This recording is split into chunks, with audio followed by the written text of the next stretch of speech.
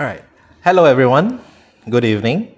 We are back here at YGC Speaks for episode 36. So I'm Asfa as your moderator. Okay. So are you constantly on the go between travel, remote working, balancing life, and staying connected with people around us? I feel like there's much more to unpack. So let us explore more as we have our returning guests. Okay, but I think there's a possibility of a recurring guest, perhaps. Okay, for today, welcome back, Mr. Prabhu Saturatnam. Thank you. Thank you for having me here. Right. And it's happy to be here in person this time. In person this time, yes. Okay, so the last time you were here, we touched a little bit on travel and networking. Okay, so let's pick up from there. Yep. So how has traveling and experiencing different cultures changed the way you learn? It's very interesting, and I think most people need to be adaptable to this kind of a thing. And in my case, or in my experience, from a very young age, I moved cultures, right? I moved from India to Southeast Asia, and then later on, I moved to Australia. And during this period, I've come across, traveled quite far places and experienced quite a number of cultures.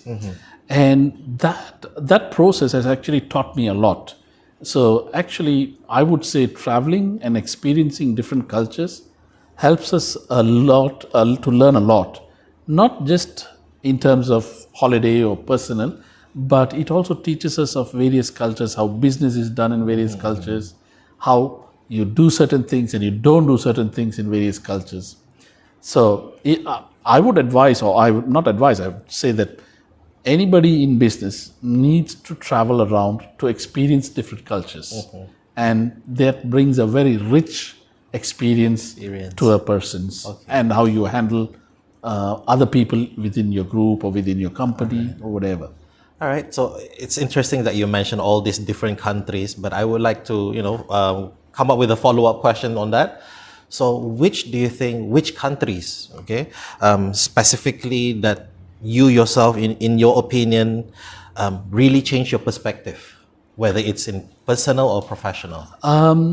Let's put it in. I would bring it down to my experience.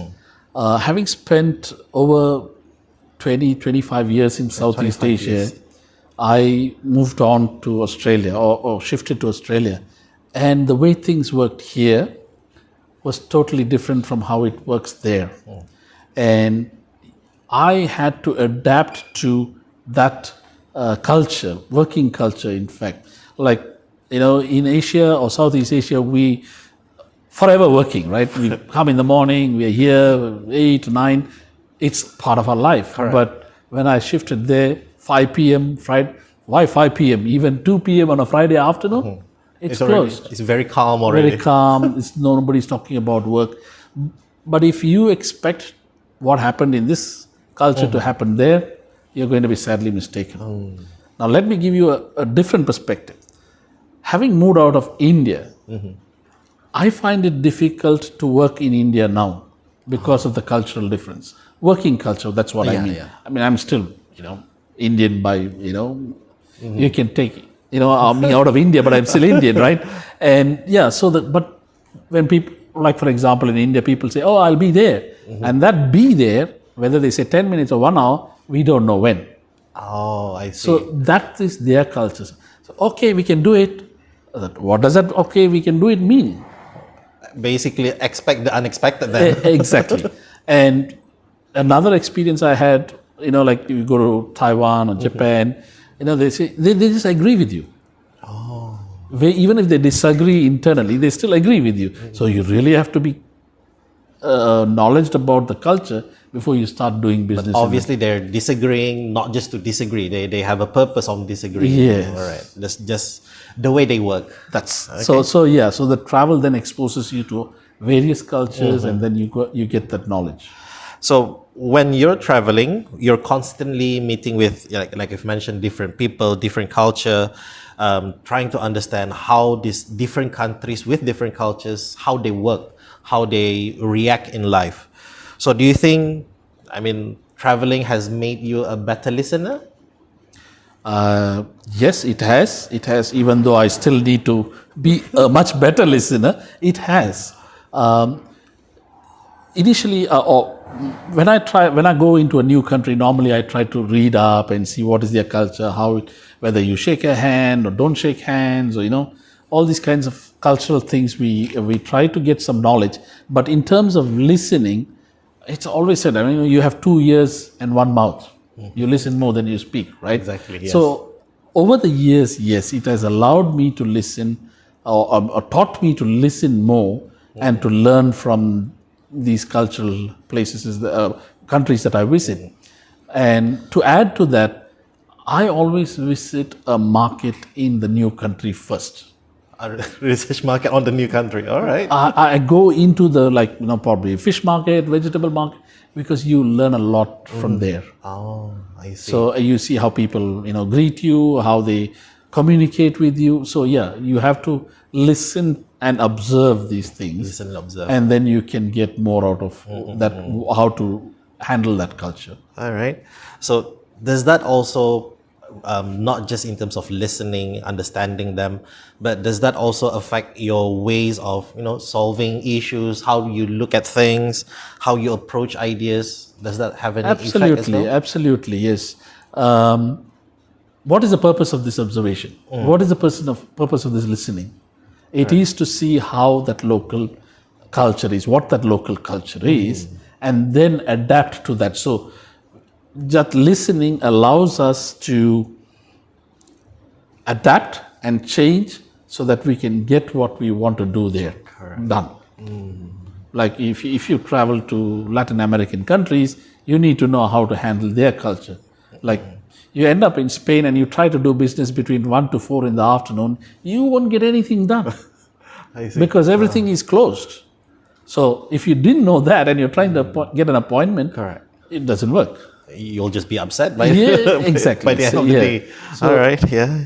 It affects your mood, especially when you're not trying to understand the cultures, how they work. Yeah. Okay, so let's talk about traveling itself. Just now you've mentioned, I think, over 25 years of traveling. So that's maybe not the most recent one. Let's go back way back when Sure. it was the first 5 years, perhaps. Okay. Okay. Have you ever been completely lost, in another country, and somehow, it turns out to be a great experience for you? Well, I've got a couple of experiences, but one of these is not in the first 5 years. Oh, you see. It's probably in the first to 15 years or so. 15 years. I had a chance to travel to China, and we were having a meeting in Guangzhou, and after that we were supposed to go to a place called Fuzhou. I know you see this. The way the Chinese pronounce the name is different from what we do, right? Correct. So somebody told me you have to go to this place to meet these people, right? So there was a difference between Fuzhou and Fuzhou or something like that, and I ended up pronouncing the name wrong and ending up in a totally new city. My meeting was like, I don't know, a few thousand kilometers away. Oh my God. And I was sitting in a city which is like, very close to Guangzhou. So that was a real experience for me. It's a real hard learning. So because of which I got to see that city. Yes. I had to spend a couple of days there because of the change in travel plans and stuff. Oh, I and see. then had to, fly to the actual city where I had the meeting. I see. And so, yeah. But all in all, the meeting went well after that. Yes, after a bit of changes, yes, it did happen. Yes. But that was one terrifying experience I had. In a town or a city. I mean, I would call it a city where I didn't know the language that well, and people didn't speak English that much. Oh my, that's a challenge. It is a challenge. Yeah. Okay, so I would say that can be considered one of very, very good example of you having a culture shock. Okay, so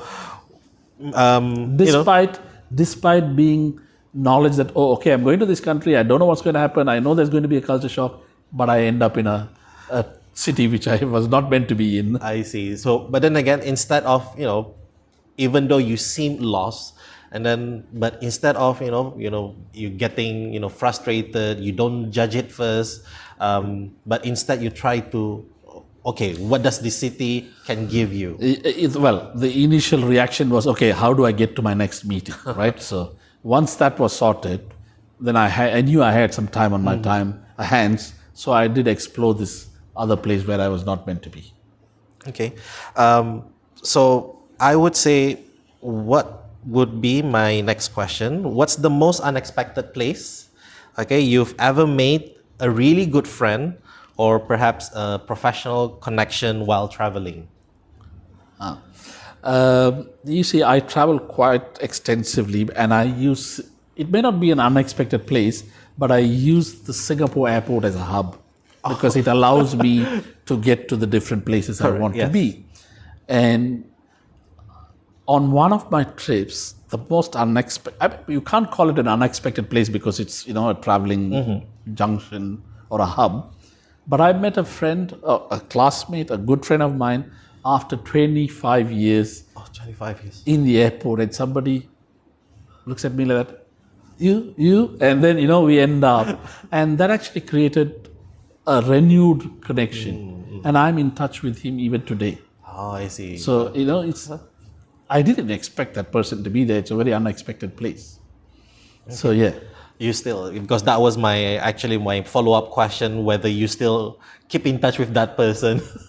Yes, I have. I try to try to maintain my connections with most people that I've come across. And one of the best ways I can do that is at least once a year I try to reach them on a festival or a birthday or something like that. Okay.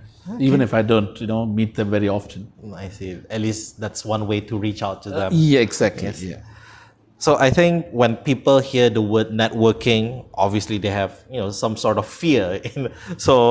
When hearing that word, because I would say, imagine they would have to, walk up to strangers and, sell themselves, introduce themselves. So, and that can be very intimidating. So how would you, advise a person who would like to make the networking feel fun, natural? What you're talking is two different concepts, actually. Walking up to somebody to sell something is a cold, hard sell. And not everybody is ready to do that. Correct. I can't do it. I'll own up. I won't be able to do it. Whether it is in person or on a phone call, I can't do that. I believe in creating a friendship, a relationship, and then see if it works. If there is something common, then I approach the person. I see. But cold networking, cold calling is only meant for a few people. I see. Having said that, it doesn't mean every person you meet you can do business with. That's not the intent when you do networking. Correct. So that's cold calling or cold networking compared to networking through friends. Like I meet, let's say for example, I went to my friend's house for dinner, I met somebody else there. Now that is already networking. Like I met a lawyer there, we start talking, we find something in common. Then you keep in touch with them. Then you create, so I call it investing in networking. Whether you have a purpose or don't have, let's say I've met you today. Correct. I have nothing to do with you, but I still call you, hey, Hafsa, I'm in town. Do you want to have a coffee? Just catch up. That might be intentional. In most cases, it is intentional. But I try not to make it intentional. So I do still have that coffee, not to ask you a favor. Just like that. Okay. Hafsa is, so and so, let me just have a catch up with him. And then we never know when this network will come in, I wouldn't say in use, come in handy. And it works both ways. I see. So when we connect, you will say, hey, Prabhu, do you know anything about this? like that. It's you can't always expect a network to work one way. I see. It has to be Two-way, two-way right? networking. So there's a question from online. Okay. Yep. The question is, hi sir, do you prefer warm or cold country? That's a wonderful question. I think based on your travelings, that was the main question. Of late, I prefer warmer countries, but a bit younger, yes, I like the cold countries. And I'm an avid snowboarder. So, but now I can't, so that's how it is. So at this point, I prefer warmer countries. Warmer climate. All right. Anything? Any other questions? All right. So I think, okay, the next question, but I wouldn't say a question. I would like you to finish the sentence. Okay. So the sentence would be start off with learning across cultures is Fun. fun. It's really fun. You don't realize how satisfying and mostly satisfying and fun, because like I explained to you, you end up in a city where you don't know anything, right? When I sit back today and think about it, I have That was fun. what fun that was.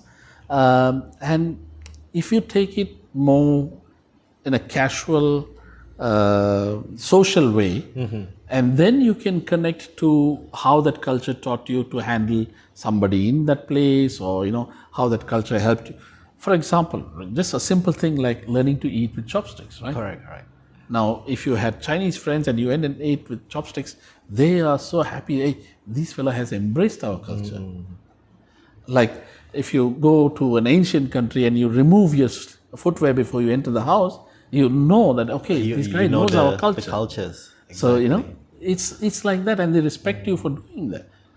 I think especially when you mentioned early on that when you arrive at a new city, you want the best place for you to learn about the culture would be go to vegetable place, the Exactly. market, the wet market, all those things where the locals are there. I So think the other thing I tend to do is at least a few salutations like good morning, good evening, how are you? I try to grab that language and learn that. at least the good At morning least, part. at least that, right? Correct. So they feel, okay, this fellow is really getting into our, culture. Okay. All right. So I think that is all the questions that we have for you today, sir. Thank you. So again, thank you for being with us today. So to our audience, okay, here's my challenge for you today. Okay, so reach out, learn to a new perspective, and embrace our differences. It gets so much better and brighter when we learn from each other's journeys. See you all next week, Monday at 5 p.m. Have a fun weekend, everyone. Your Global Campus, Skills for Tomorrow.